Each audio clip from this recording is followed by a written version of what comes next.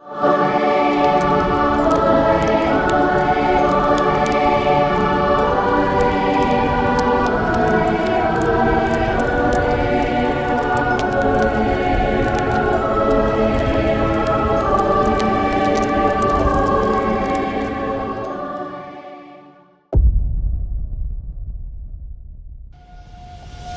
am the way and the truth and the life. No one comes to the Father but by me. John chapter 14 verse 6.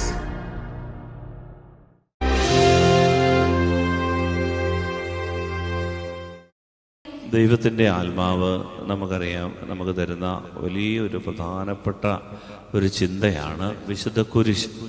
നമ്മൾ കുരിശിനെ ആരാധിക്കുകയല്ല, കുരിശിനെ വണങ്ങുകയാണ്. വിശുദ്ധ കുരിശിനെ നമ്മൾ ആരാധിക്കുകയല്ല, വിശുദ്ധ കുരിശിനെ നമ്മൾ വണങ്ങുകയാണ്. ഹല്ലേലൂയ.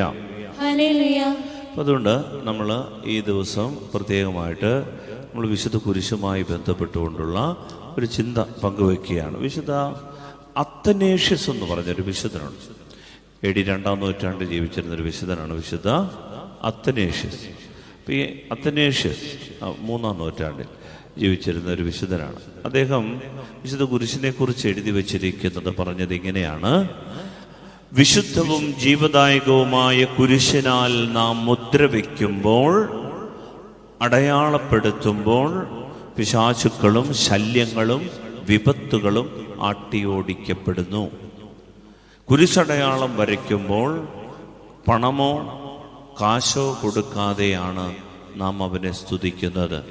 ഒരേ ഒരു കയ്യിൽ ഉയർത്തപ്പെട്ട 3 വിരലുകൾ കൊണ്ട് കുരിശടയാളം വരയ്ക്കുമ്പോൾ അവിശ്വാസികളായ പാഷണ്ഡതക്കാർ പോലും യേശുവിൻ്റെ ദൈവത്വവും മനുഷ്യത്വവും അംഗീകരിച്ചിരുന്നതായി സഭാപിതാക്കന്മാർ നമ്മെ അറിയിച്ചിട്ടുണ്ട്. ഒരൊറ്റ കൈ, എന്നാൽ 3 വിരലുകൾ. അപ്പം ഈ 3 വിരലുകൾ പിതൃപുത്ര പരിശുദ്ധാത്മാവിൻ്റെ സാന്നിധ്യമാണ്. അതുകൊണ്ട് നാം കുരിശ് വരയ്ക്കുമ്പോൾ നെടുകയും കുറുകയുമായ കുരിശ്, അത് അവൻ്റെ ദൈവത്വത്തെയും മനുഷ്യത്വത്തെയും സൂചിപ്പിക്കുന്നു. നോക്കിയേ, ഒരൊറ്റ കൈ ദൈവം, അതിൽ 3 വിരലുകൾ പിതൃപുത്ര പരിശുദ്ധാത്മാവ്. അതുകൊണ്ട് കുരിശ് വരയ്ക്കുമ്പോൾ യേശുവിൻ്റെ ദൈവത്വം സ്വർഗത്തിൽ നിന്ന് അവൻ ഭൂമിയിലേക്ക് ഇറങ്ങി. അവൻ നമ്മെ, പാപികളായ നമ്മെ, ഇടത്തേതിൽ നിന്ന് വലത്തേതിലേക്ക് രക്ഷിച്ചു. അപ്പോൾ അവൻ്റെ ദൈവത്വവും അവൻ്റെ മനുഷ്യത്വത്തിൽ അവനേറ്റ സഹനങ്ങളും നമ്മുടെ രക്ഷയ്ക്കായി തീർന്നു. അപ്പോൾ ഒറ്റ കുരിശ് വരയിൽ പ്രിയപ്പെട്ടവരെ രക്ഷയുടെ എല്ലാ ചരിത്രവും അടങ്ങിയതിനാൽ വിശുദ്ധ അത്തനേഷ്യസ് പറയുന്നത്, നാം കുരിശ് വരയ്ക്കുമ്പോൾ അത് പിശാചുക്കളുടെ എല്ലാ ശല്യങ്ങളെയും വിപത്തുകളെയും നമ്മിൽ നിന്ന് ആട്ടി ഓടിക്കുന്നു. ഹല്ലേലൂയ. വിശ്വസിച്ച് പറ, ഹല്ലേലൂയ, ഹല്ലേലൂയ. അതുകൊണ്ട് ഇതിൻ്റെ അടിത്തറ എന്താണ് നമ്മളൊന്ന് മനസ്സിലാക്കണം. കുരിശിൻ്റെ പുകഴ്ചയുടെ പെരുന്നാളാണ്. നമ്മൾ കുരിശിനെ വണങ്ങുകയാണ്, ആരാധിക്കുകയല്ല, കുരിശിനെ വണങ്ങുകയാണ്. അപ്പോൾ ഈ കുരിശിനെ വണങ്ങുന്നത് വഴി നമുക്ക് അതിൻ്റെ പിന്നിലെ എന്താണ് ദൈവശാസ്ത്രം, അതിൻ്റെ പിന്നിലെ അർത്ഥം, ദൈവം സ്വർഗം വെളിപ്പെടുത്തുന്ന അർത്ഥം എന്താണെന്ന് മനസ്സിലാക്കാം. ലൂക്കായുടെ സുവിശേഷം 24-ാം അധ്യായത്തിൻ്റെ 26-ാം വാക്യം. ലൂക്ക 24-ന്റെ 26-ാം വാക്യം. ക്രിസ്തു ഇതെല്ലാം സഹിച്ച് മഹത്വത്തിലേക്ക് പ്രവേശിക്കേണ്ടിയിരുന്നില്ലേ?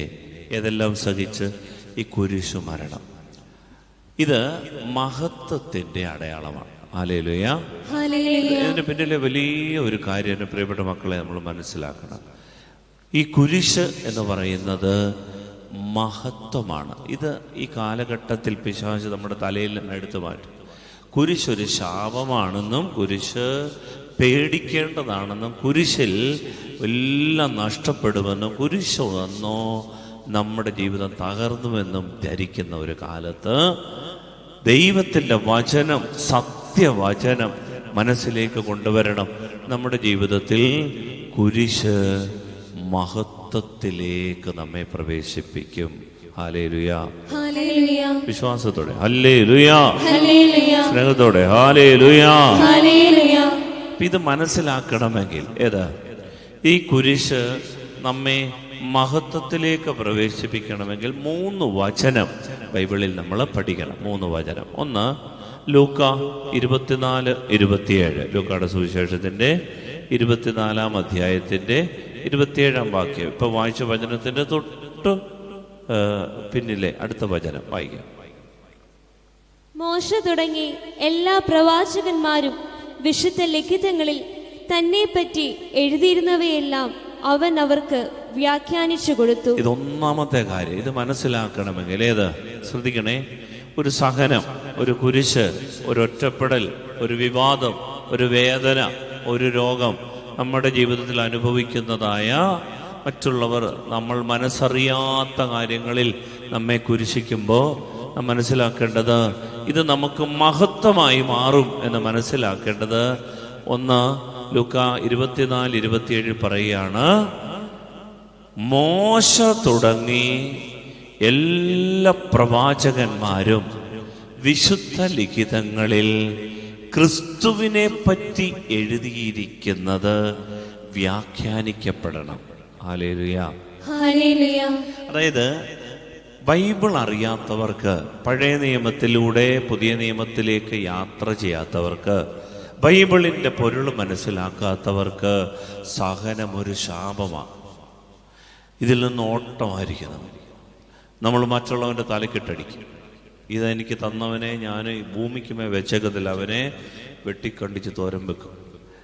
പക്ഷേ ദൈവത്തിൻ്റെ വചനം അറിയാവുന്നവർക്ക് മോശ തുടങ്ങി ഈ സമയം വരെ യേശുക്രിസ്തുവിനെ കുറിച്ച് എഴുതിയിരുന്നതെല്ലാം ഈ ബൈബിളിലുണ്ട്. അദൃശ്യമായി യേശു പഴയ നിയമത്തിലും പുതിയ നിയമത്തിൽ ദൃശ്യമായും യേശുവുണ്ട്. ഇന്ന് സഭയിൽ അവൻ്റെ കൗദാശിക സാന്നിധ്യമുണ്ട്. ഞാൻ കഴിഞ്ഞ ആഴ്ച സൂചിപ്പിച്ചു യേശുക്രിസ്തുവിൻ്റെ 4 തരം സാന്നിധ്യം. ഒന്നാമത്തെ സാന്നിധ്യമാണ് യേശുവിൻ്റെ ഭൗതിക സാന്നിധ്യം എന്ന് പറഞ്ഞാൽ BC 3-ാം നൂറ്റാണ്ട് മുതൽ AD 33 വരെ ജീവിച്ചിരുന്ന, നമ്മളെപ്പോലെ ഭക്ഷണം കഴിച്ച, ഉണ്ട്, ഉറങ്ങി, വസ്ത്രം ധരിച്ച്, കാര്യം പറഞ്ഞ് ഓടി നടന്ന ഒരു ക്രിസ്തു. അതാണ് യേശുവിൻ്റെ ഭൗതിക സാന്നിധ്യം, ഫിസിക്കൽ പ്രസൻസ്. ചരിത്രത്തിലെ യേശു, ജീവിച്ച് മരിച്ച് ജനിച്ച് മരിച്ച യേശു ക്രിസ്തു. ഇതാണ് യേശു ക്രിസ്തുവിൻ്റെ ഭൗതിക സാന്നിധ്യം. രണ്ടാമത്തത്, അതിനുശേഷം അവൻ മരിച്ചിട്ട് ഉയർത്തെഴുന്നേറ്റു. ഉദ്ധിത ശരീരം എന്ന് പറഞ്ഞാൽ അവൻ്റെ റിസൺ ബോഡി, തേജസ്കരിക്കപ്പെട്ട ശരീരം, പ്രകാശമാനമായ ശരീരം. അതാണ് സമൃദ്ധമായ ജീവന്റെ ശരീരം, നിത്യജീവന്റെ ശരീരം. അത് അടച്ചിട്ടിരുന്ന മുറിയിൽ കയറി അത് അവരുടെ മുൻപിൽ ഇരുന്നവർക്ക് സമാധാനം ആശംസിച്ചു. അവരുടെ മുമ്പിൽ ഇരുന്ന് വറുത്തമീൻ കഴിച്ചു. അവന് വസ്ത്രം വേണ്ടായിരുന്നു. അവൻ്റെ ശരീരം ഉദ്ധിത ശരീരം, തേജസ്കരിക്കപ്പെട്ട ശരീരം. അതാണ് റിസൺ ബോഡി, റിസൺ പ്രസൻസ്, ഉയർപ്പിക്കപ്പെട്ട സാന്നിധ്യം. മൂന്നാമത്തെ ഒരു സാന്നിധ്യമുണ്ട്, അവൻ്റെ മൗതിക ശരീരം അഥവാ സഭാഗാത്രം എന്ന് പറഞ്ഞാൽ നമ്മൾ. അതുകൊണ്ടാണ് സാവൂൾ പൗലോസ് ആകുന്നതിന് മുൻപ് സഭയെ പീഡിപ്പിച്ചപ്പോൾ ദൈവം സാവൂളിനോട് ചോദിക്കുന്നു, സാവൂൾ സാവൂൾ നീ എന്തിന്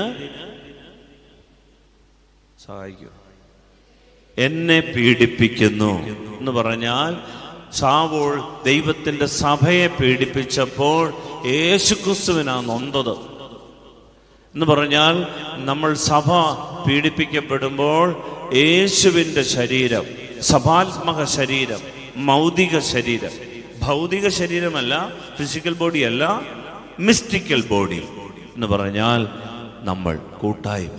അതുകൊണ്ടാണ് യേശുക്രിസ്തു നമ്മളുടെ സഭയിലുണ്ട്, ഇന്നും ജീവിക്കുന്നവനായി. അതാണ് ഈശോയുടെ മൂന്നാമത്തെ സാന്നിധ്യം, മിസ്റ്റിക്കൽ പ്രസൻസ്. നാലാമത്തെ സാന്നിധ്യമാണ്, ആർക്ക് പറയാം, എല്ലാം കേൾക്കുന്നുണ്ട്, ഇതെവിടെ പോകുന്നു. നാലാമത്തെ സാന്നിധ്യമാണ് പറയുന്നവർക്കൊരു സമ്മാനം. പറ. അയ്യോ, പറഞ്ഞു. എന്താണ് ബേസിൽ?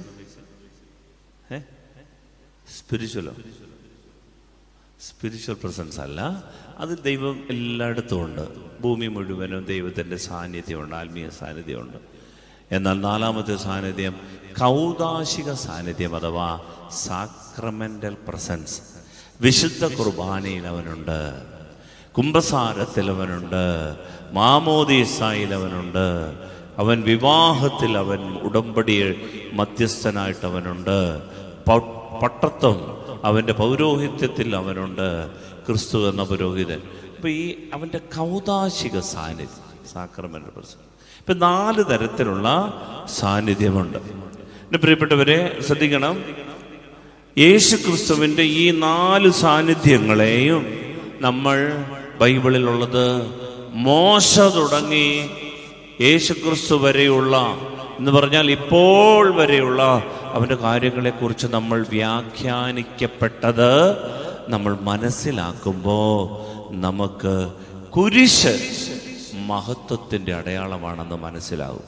ഹല്ലേലൂയ. ഒന്നാമത്തെ വാക്യം ഇതാണ്: മോശ തുടങ്ങി ക്രിസ്തുവിനെ കുറിച്ച് പറയപ്പെട്ടതെല്ലാം വ്യാഖ്യാനിക്കപ്പെട്ട ബൈബിൾ പഠിക്കണം. പഠിച്ചാൽ, ശ്രദ്ധിച്ചാൽ നമുക്ക് കുരിശ്, സഹനം, ഒരാൾ നമ്മളെ വേദനിപ്പിച്ചാൽ നമുക്ക് അത് ഉൾക്കൊള്ളാനായിട്ട് പറ്റും. Hallelujah, hallelujah, hallelujah. രണ്ടാമത് യോഹന്നാന്റെ സുവിശേഷം 10-ാം അധ്യായം 10-ാം വാക്യമാണ്. അതായത് 3 വാക്യങ്ങൾ മനസ്സിലാക്കിയാൽ കുരിശിന്റെ പൊരുള് നമുക്ക് പിടികിട്ടും.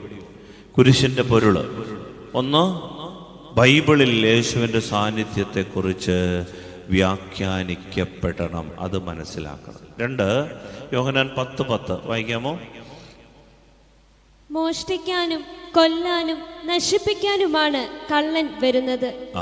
ഞാൻ വന്നിരിക്കുന്നത് അവർക്ക് ജീവനുണ്ടാകാനും അത് സമൃദ്ധമായി ഉണ്ടാകാനുമാണ്. Hallelujah, hallelujah, hallelujah, hallelujah. രണ്ടാമത്, യേശു ക്രിസ്തു ഭൂമിയിലേക്ക് വന്നത് സമൃദ്ധമായ ജീവൻ തരാനാണ് എന്ന് നമ്മൾ അറിഞ്ഞാൽ നമ്മൾ കുരിശ് സഹിക്കും. ജീവശാസ്ത്രപരമായ ഒരു ജീവനുണ്ട്, ഞാൻ നിങ്ങളോട് പറഞ്ഞു.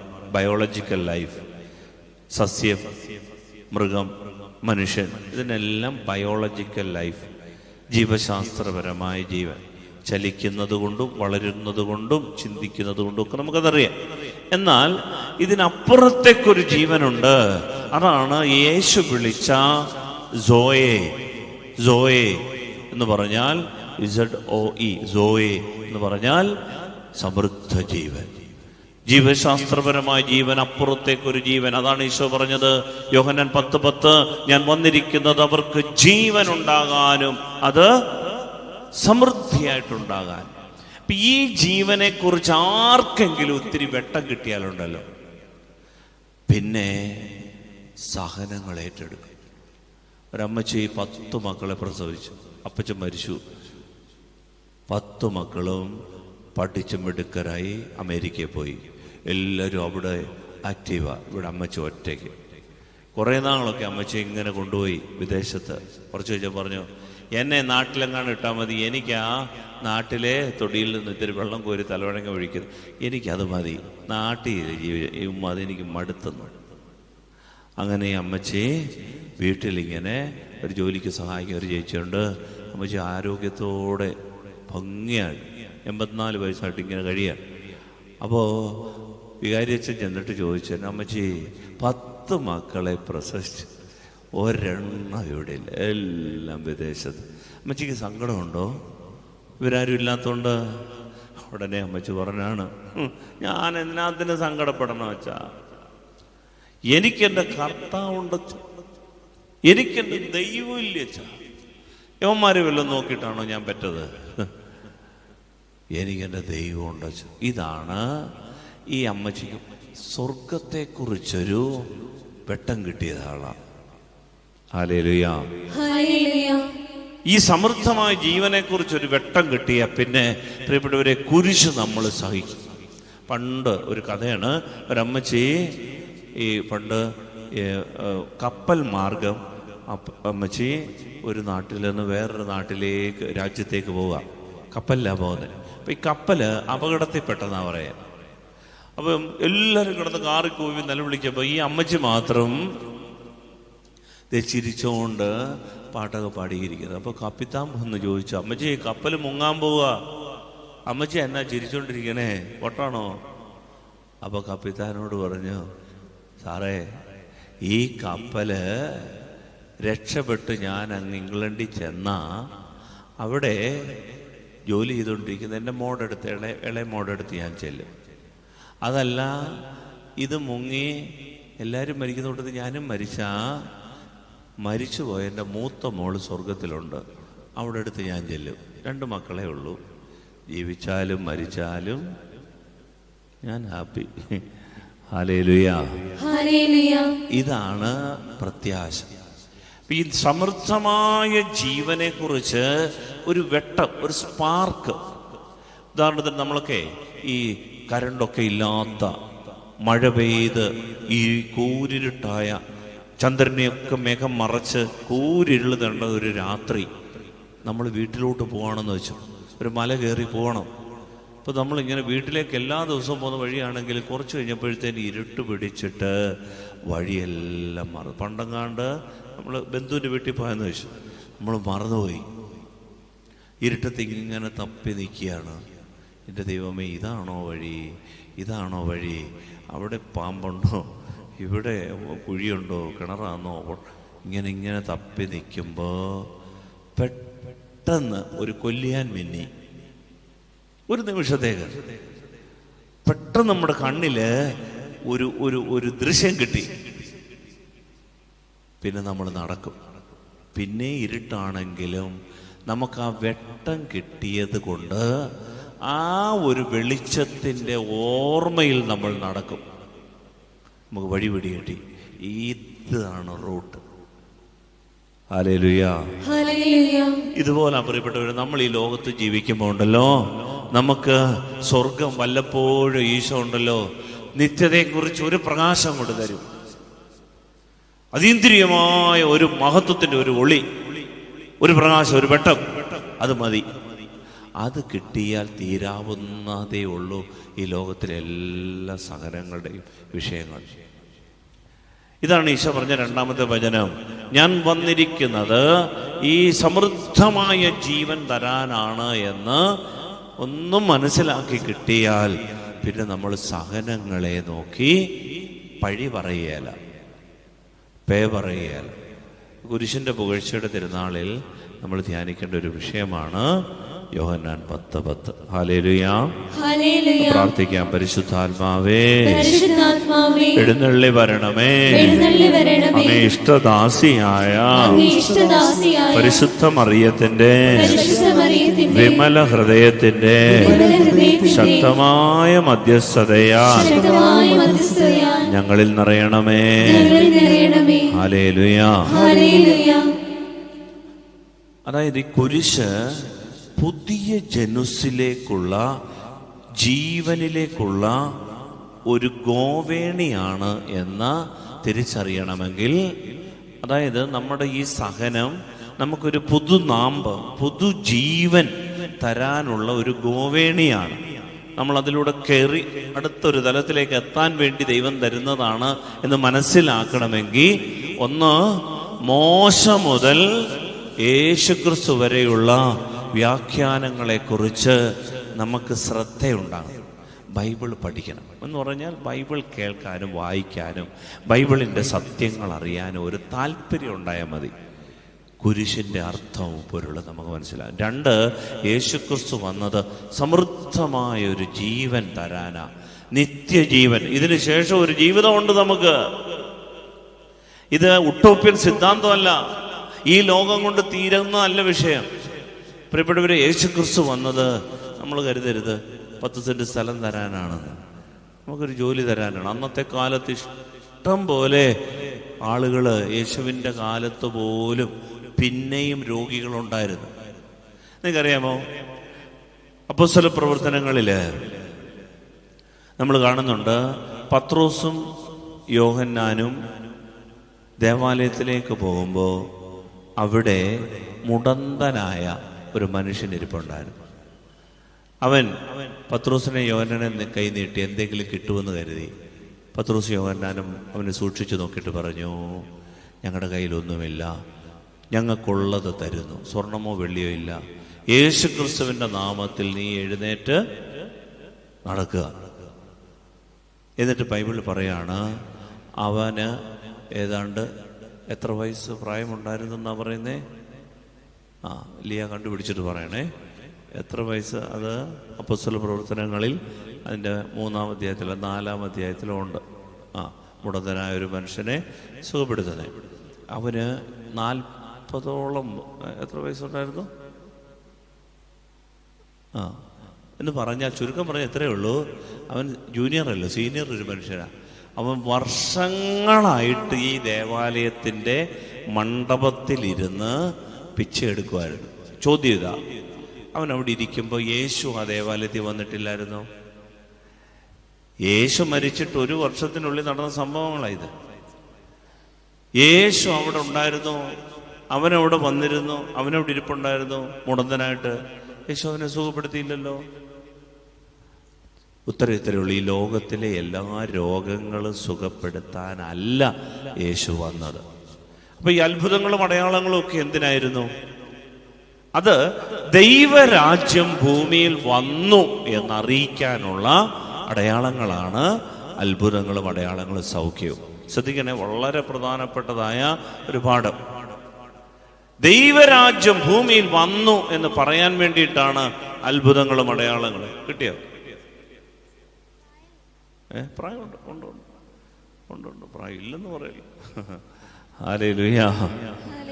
സാരമില്ല, കണ്ടുപിടിച്ചാൽ മതി.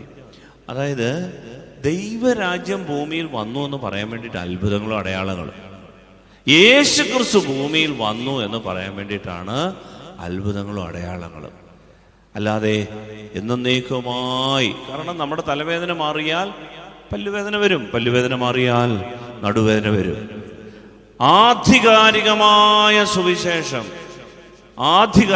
സുവിശേഷം മക്കളെ, അത് യേശു ക്രിസ്തുവിൻ്റെ ജീവനെ കുറിച്ചുള്ള സുവിശേഷം. അവൻ നമുക്ക് ജീവൻ തരാൻ വന്നതാണ്. അത് ഈ ലോകത്തിൽ തുടങ്ങി നിത്യതയോളം എത്തും. അതിലാണ് വിശ്വാസമുള്ളവർക്ക് ദൈവം തരുന്നതാണത്. പലതരം എഴുതി പറയാമോ? ഹല്ലേലൂയ. സന്തോഷത്തോടെ ഹല്ലേലൂയ, ഹല്ലേലൂയ.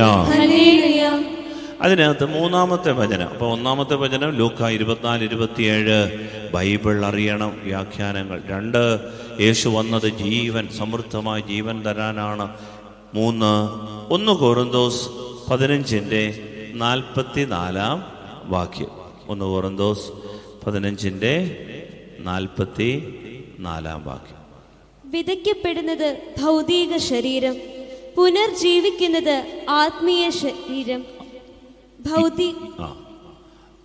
ഒന്നുകൂടെ വായിച്ചേ. വിതയ്ക്കപ്പെടുന്നത് ഭൗതിക ശരീരം, പുനർജീവിക്കുന്നത് ആത്മീയ ശരീരം. ഇതാണ് 3-ാമത്തെ വചനം. അതായത് നമ്മുടെ ഈ ഭൂമിയിൽ നശ്വരമായ ശരീരം, മണ്ണിൽ വിതയ്ക്കപ്പെടുന്ന ശരീരം നമ്മളെല്ലാം അടക്കം ചെയ്യും, മണ്ണിനോട് ചേരും. അപ്പോഴിങ്ങനെ ചേരുന്ന ഈ വിതയ്ക്കപ്പെട്ട ശരീരം, പക്ഷേ ഇത് ഉയർത്തെഴുന്നേൽക്കും. ഒരു ആത്മീയ ശരീരം, ഒരു ഉദ്ധിത ശരീരം, ഒരു സ്പിരിച്വൽ പ്രസൻസ് നമുക്കുണ്ട്. ഇതാണ് പ്രിയപ്പെട്ടവരെ, ഈ ആത്മീയ മണ്ഡലമാണ് നമ്മളെ പുതുനാമ്പ്, ഈ നാമ്പ് ഉയർക്കുന്നതിന്. നമ്മൾ സിമ്പിൾ കണ്ടാൽ മതി. ഭൂമിയിൽ നമ്മൾ ഒരു പയർ വിത്ത് നട്ടു, കുറച്ച് കഴിയുമ്പോൾ വിത്ത് പോലല്ലോ വേറൊരു സംഭവം, നല്ല ഇള നാമ്പ് ഇങ്ങനെ പൊന്തി നിൽക്കുന്നത്. ഇതെവിടെ സംഭവിച്ചു? ഇതാണ് ഇങ്ങനൊരു മാറ്റം നമുക്കുണ്ട് എന്ന തിരിച്ചറിവ്. അതുകൊണ്ട് മരണത്തെക്കുറിച്ചുള്ള ഭയങ്ങളല്ല, മരണത്തെക്കുറിച്ചുള്ള ഒരു പ്രത്യാശ വെച്ച് പുലർത്താൻ നമുക്ക് സാധിക്കണം. നമ്മൾ മരണഭയം, രോഗഭയം, വിഷാദം, നിരാശ പെട്ടുപോകാനുള്ളവരല്ല. ചെറിയൊരു ഇഷ്യൂ ഉണ്ടാകുമ്പോൾ ഉടനെ പോയി ആത്മഹത്യ ചെയ്യുന്ന, മനസ്സുമെടുത്ത് ജീവിക്കുക അല്ല. പ്രശ്നങ്ങളുണ്ടാവും. ഈ കുരിശ് മഹത്വത്തിലേക്ക് നമ്മളെ നയിക്കാനുള്ളതാണ് പ്രിയപ്പെട്ടവരെ. അതുകൊണ്ട് വിശുദ്ധ സിറിൾ, 386 മരിച്ച വിശുദ്ധ സിറിൾ എന്ന് പറഞ്ഞൊരു സഭാപിതാവ് പറയും, മക്കളെ, നമ്മുടെ ജീവിതത്തിലെ എല്ലാ മേഖലകളെയും ഈ കുരിശ് കൊണ്ട് നമ്മൾ മുദ്രയിടണം. ഇത് വലിയൊരു പാഠമാണ്.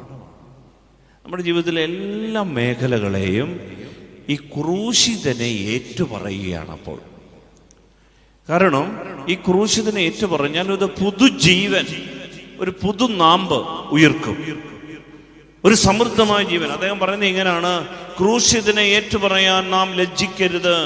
നമ്മുടെ മുദ്ര കുരിശായിരിക്കട്ടെ. കുരിശടയാളം കൊണ്ട് നമ്മുടെ നെറ്റിത്തടത്തിൽ ചങ്കൂറ്റത്തോടെ അടയാളപ്പെടുത്താൻ നാം മടിക്കരുത്. ഉത്തരേന്ത്യയിലെ ഒരു ഗ്രാമത്തില് ഒരു സംഘത്തിന്റെ നേതാവ് വന്നിട്ട് വിശ്വാസം സ്വീകരിച്ച അവിടുത്തെ നേതാക്കന്മാരെ, ഗോത്രത്തിലെ ആൾക്കാരെ മുഴുവനും അടിക്കുകയും ഓടിക്കുകയും വീടുകൾ തീ കത്തിക്കുകയൊക്കെ ചെയ്തു. ഉടനെ അവരുടെ കഴുത്തിൽ കിടന്ന കൊന്തയിലൊക്കെ അവർ മുറുകെ പിടിച്ചു. അപ്പോൾ അതെല്ലാം അവർ വലിച്ചു പൊട്ടിച്ചിട്ട് തീയിലെറിഞ്ഞു കളഞ്ഞു. ഉടനെ അതിൻ്റെ നേതാവ് ഒരാളുണ്ടായിരുന്നു. അദ്ദേഹത്തിൻ്റെ കഴുത്തിൽ കിടന്ന ഒരു വെന്തിങ്ങായും ഒരു കുരിശും വലിച്ചു പൊട്ടിച്ചിട്ട് കളഞ്ഞു. ഉടനെ അദ്ദേഹം നേരെ അടുക്കളയിലേക്ക് ഓടി അവിടെ നിന്ന് ഒരു തീക്കനലെടുത്തിട്ട് നെഞ്ചിലിങ്ങനെ കുരിശാകൃതി വെച്ച് കുരിശ് പോലെ പൊള്ളിച്ച്, എന്നിട്ട് കാണിച്ചു കൊടുത്തിട്ട് പറഞ്ഞു, നിനക്ക് എൻ്റെ മാല പൊട്ടിക്കാൻ പറ്റി, ഇത് നിനക്ക് വായിക്കാൻ പറ്റുമോ എന്ന് ചോദിച്ചു. അത്ര വിശ്വാസമാണ് ചില ആളുകൾക്ക്. സ്നേഹമുള്ളവരെ, ഇത് അതുകൊണ്ടാണ് ഇതൊക്കെ അങ്ങോട്ട് നെറ്റിത്തടത്തിൽ അങ്ങോട്ട് മുദ്രയിടണം.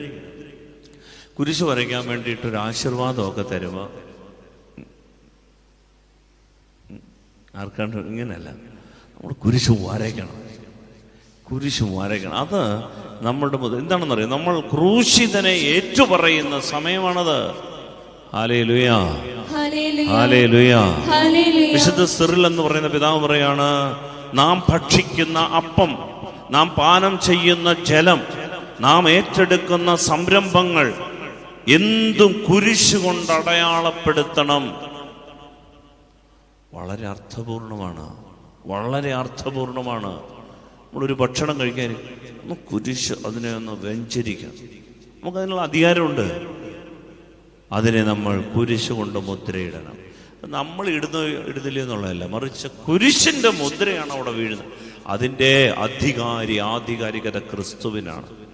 ക്രിസ്തുവിൻ്റെ കുരിശുമുദ്ര അതിൽ പതിയണം. നമ്മൾ പഠിക്കാൻ ഇറങ്ങുക, നമ്മൾ യാത്രയ്ക്ക് ഇറങ്ങുക, നമ്മൾ വഴിയാത്ര പോവുക, വാഹനത്തിൽ കയറുക, പ്രിയപ്പെട്ടവരെ കുരിശ് വരയ്ക്കണം. പണ്ട് കുരിശടിയുടെ മുമ്പിലൂടെ പോകുമ്പോൾ നമ്മളൊരു കുരിശൊക്കെ വരയ്ക്കുമായിരുന്നു. ഇപ്പം നമുക്ക് എല്ലാം കാണുന്നുണ്ടോ? ആരും ഇല്ല തന്നെ ഇങ്ങനെ കുരിശ്. നാണോ?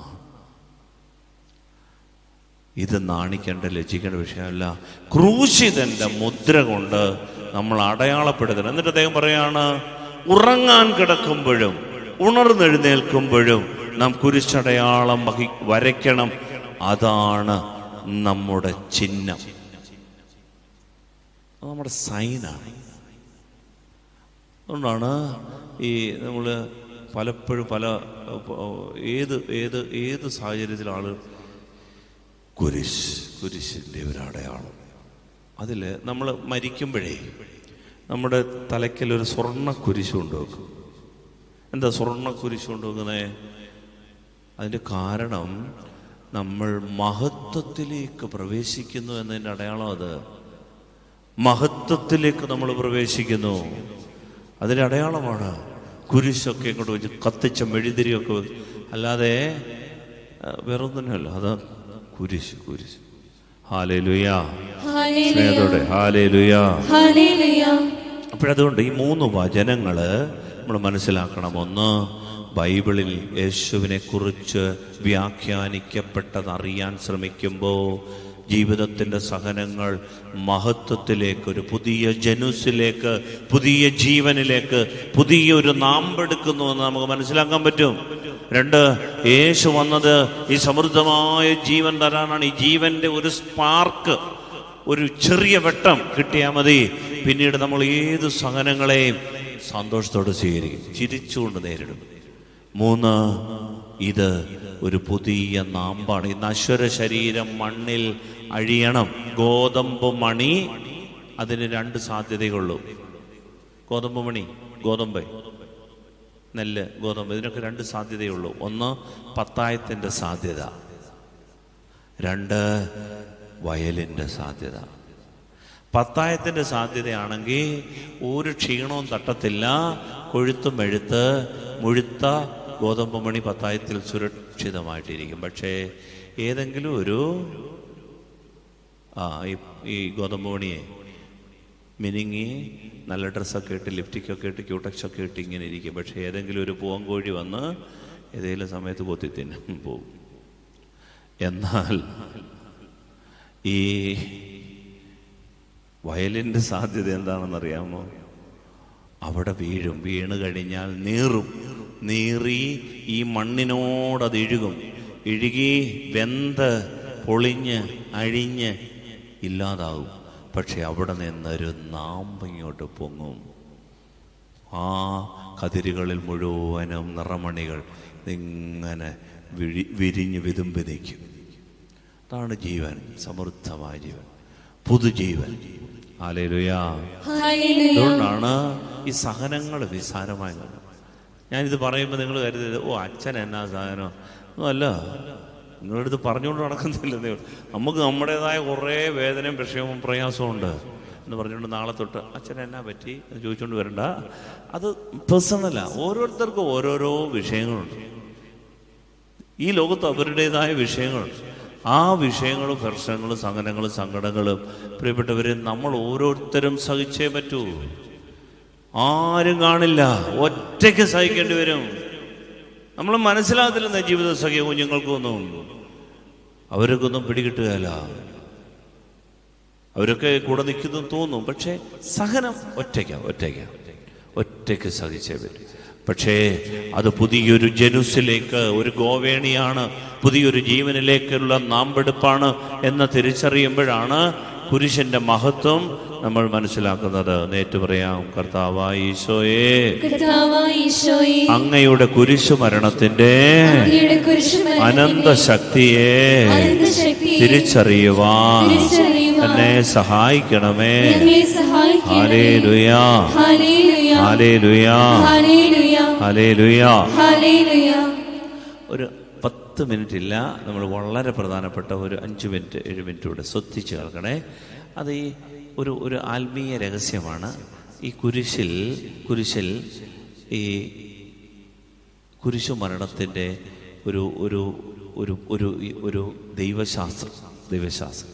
അത് ശ്രദ്ധിക്കണേ. നിങ്ങൾ ശ്രദ്ധയോടെ വചനം കേൾക്കാൻ ദാഹമുള്ളവരായതുകൊണ്ട് ഇത് മനസ്സിലാക്കണം. എന്തുമാത്രം ഇത് ആവർത്തിച്ച് കേട്ട് ഹൃദയത്തിലേക്ക് കൊണ്ടുവരണം. അതായത് യോഹന്നാന്റെ സുവിശേഷത്തിൽ 3-ാം അധ്യായത്തിൻ്റെ 13 മുതൽ 17 വരെയുള്ള വാക്യങ്ങളൊന്ന് വായിച്ചു കേൾക്കാം. യോഹന്നാന്റെ സുവിശേഷം 3-ാം അധ്യായം 13 മുതൽ 17 വരെ ഉറക്കെ വായിച്ചു കേൾക്കാം. വായിച്ചു.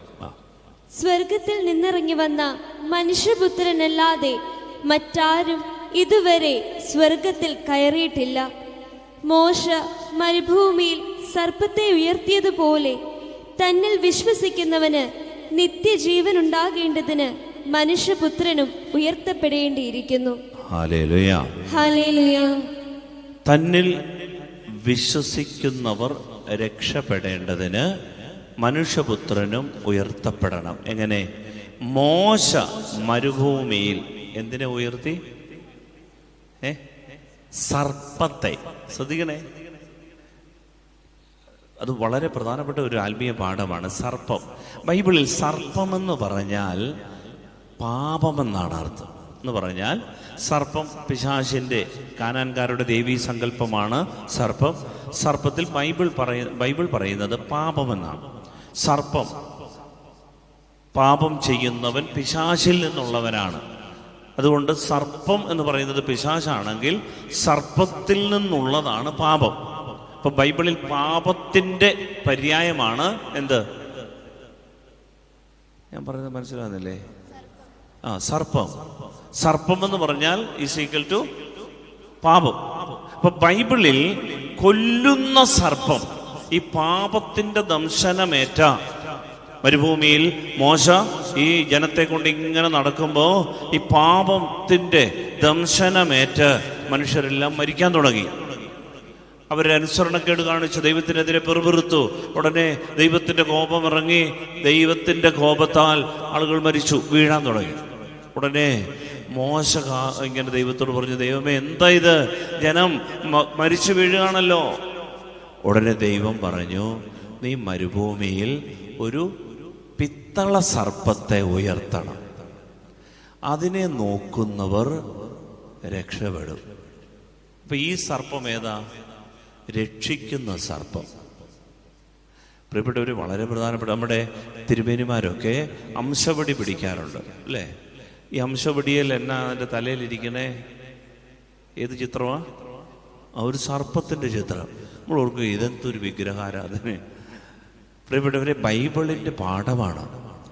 അതായത് ഈ സർപ്പം രക്ഷിക്കുന്ന സർപ്പമാണ്. ഇടയൻ്റെ വടിയിൽ രക്ഷിക്കുന്ന സർപ്പം. ബൈബിളിൽ യേശു പറഞ്ഞു, മരുഭൂമിയിൽ മോശ സർപ്പത്തെ ഉയർത്തിയതുപോലെ മനുഷ്യപുത്രനും ഉയർത്തപ്പെടണം. അപ്പൊ രണ്ടു തരം സർപ്പമുണ്ട്, മനസ്സിലാക്കണം. ഒന്നാമത്തെ സർപ്പമാണ് കൊല്ലുന്ന സർപ്പം. 2016 മാർച്ച് 15 ഫ്രാൻസിസ് മാർപ്പാപ്പ അദ്ദേഹത്തിന്റെ പള്ളിപ്രസംഗത്തിൽ പറഞ്ഞ കാര്യമാണിത്. കൊല്ലുന്ന സർപ്പമുണ്ട്, രക്ഷിക്കുന്ന സർപ്പമുണ്ട്. എന്താണ് ഇതിൻ്റെ അർത്ഥം? ഇത് ശ്രദ്ധിച്ച് കേൾക്കണം. അതായത് ബൈബിളിൽ നമുക്കറിയാം, ബൈബിളിൻ്റെ ആദ്യത്തെ പുസ്തകത്തിൽ പ്രതിപാദിക്കുന്ന ജീവിയാണ് സർപ്പം. ഉൽപ്പത്തി 3:15 3:1 പറയുന്നുണ്ട്. ആദ്യമായി ബൈബിളിൽ പറയുന്ന ജീവിയുടെ പേരാണ് സർപ്പം. ബൈബിളിന്റെ അവസാനത്തെ പുസ്തകമായി വെളിപാടിൽ 12-ാം അധ്യായത്തിൽ ഈ സർപ്പത്തെ കുറിച്ച് പറയുന്നുണ്ട്. ഇപ്പൊ സർപ്പം എന്ന് പറയുന്നത് ബൈബിളിൽ കൊല്ലുന്ന ജീവിയാണ്. എന്നാൽ യേശു പറയാണ്, വേറൊരു സർപ്പമുണ്ട്, ആ സർപ്പം നമ്മളെ രക്ഷിക്കും. എങ്ങനെയാണ് ഈ കൊല്ലുന്ന ജീവി രക്ഷിക്കുന്ന ജീവിയായി മാറുന്നത്?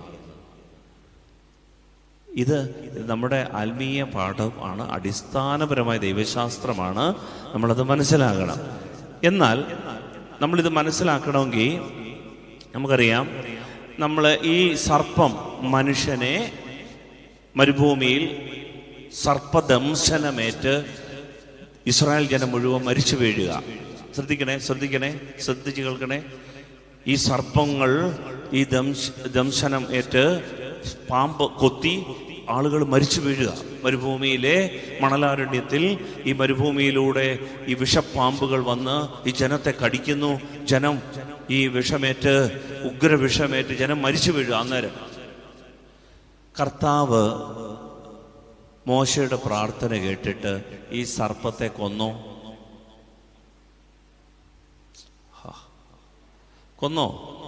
ഇല്ല. കർത്താവ് നമ്മളെ കൊല്ലുന്ന സർപ്പത്തെ കൊന്നില്ല. മറിച്ച് കർത്താവ് മോശയോട് പറഞ്ഞു, നീ ഒരു പിത്തള സർപ്പത്തെ ഉണ്ടാക്കി പാളയമധ്യത്തിൽ നാട്ടി നിർത്തി,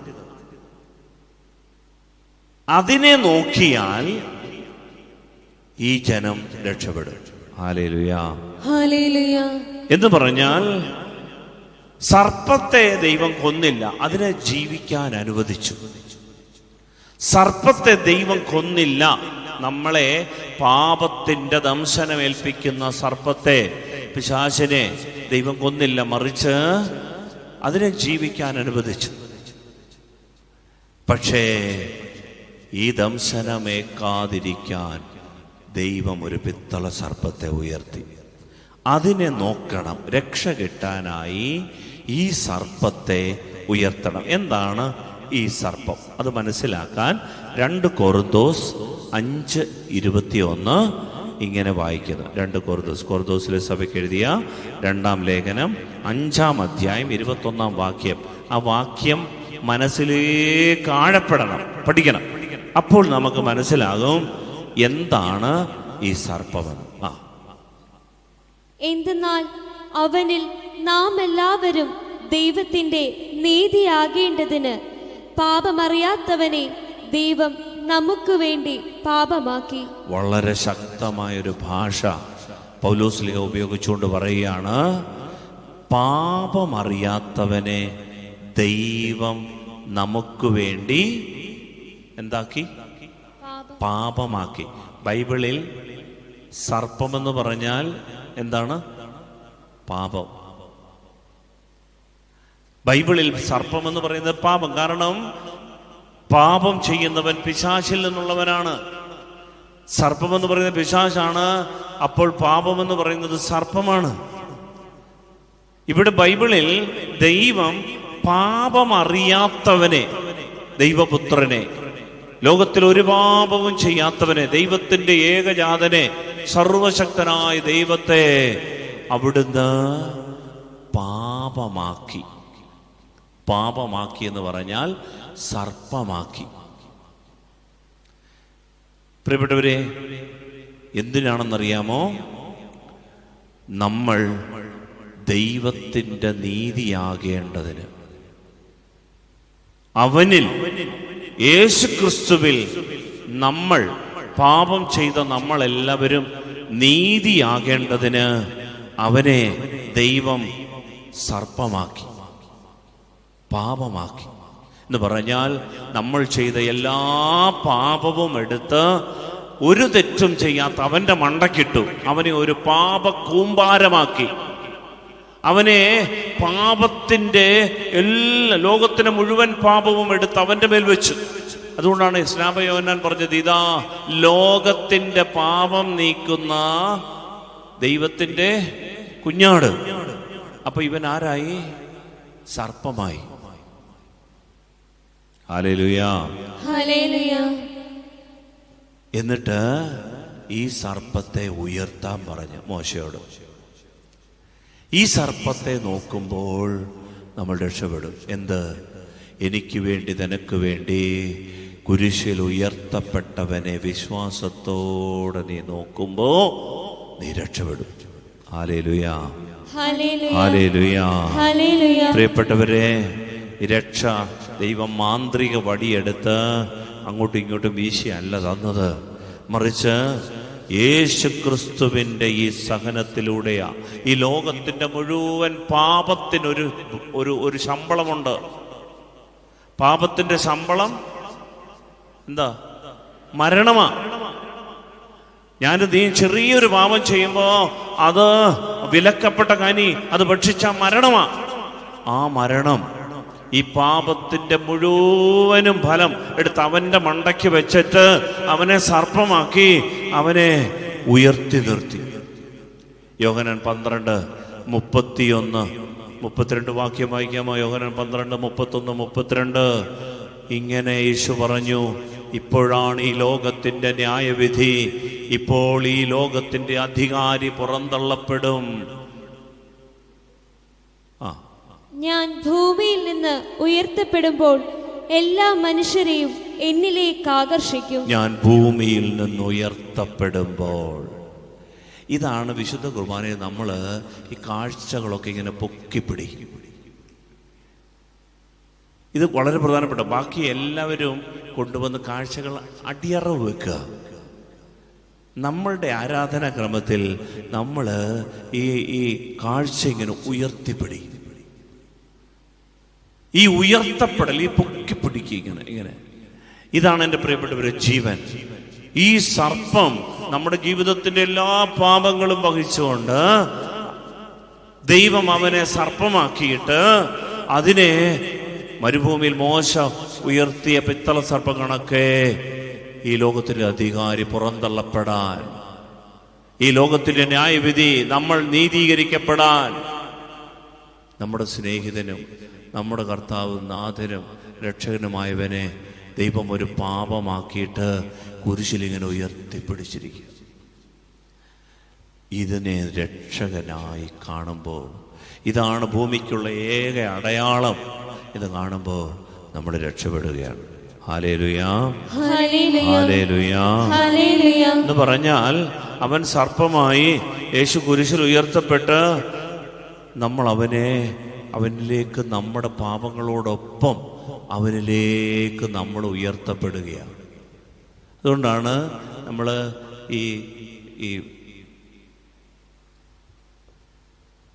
നമ്മൾ വിശുദ്ധ കുർബാനയ്ക്ക് പാടുന്നത് ലോകത്തിനോടെ അനവധിയാം പാപം മായ്ച്ചിടാൻ സ്വയബലിയായൊരു മിശിഹ നിൻ ബലി പോൽ ഞങ്ങളെയും കാഴ്ചയായിട്ടേകുന്നു.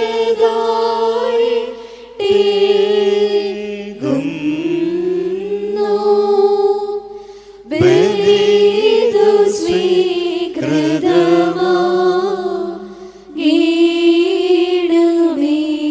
ഇതാണ് ബലിയുടെ ശുദ്ധമായ നിയോഗം. ഇനി നമ്മളെല്ലാ കുർബാനയിൽ ആ പാടും, അത്ര പാടണേ. ഇടോ പാടൂല്ലേ? ആ പാടണം. ലോകത്തിനുടെ അനവധിയായ പാപം മായ്ച്ചിടാൻ സ്വയബലിയായ മെശിഹായെ, നിന്റെ ബലി പോലെ ഞങ്ങളുടെ ജീവിതവും ഒരു സഹന ബലിയാകാൻ എന്തായാലും സഹിച്ചേ പറ്റും. അതൊരു ബലിയായി തരാൻ ഞങ്ങളെ സഹായിക്കണമേ. ഇതാണ് കുർബാനയുടെ ചിത്തവൃത്തി. അത് കഴിഞ്ഞിട്ടാണ് ആർക്കായി കാഴ്ച